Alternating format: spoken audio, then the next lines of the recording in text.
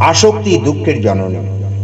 আকুবপুরের শ্রীযুক্ত ধীরেন্দ্র কুমার চক্রবর্তী, উপেন্দ্রচন্দ্র দে, হরিদাস দে প্রমুখ যুবক ভক্তরা গত রাত্রে রহিমপুর আসিয়াছিলেন।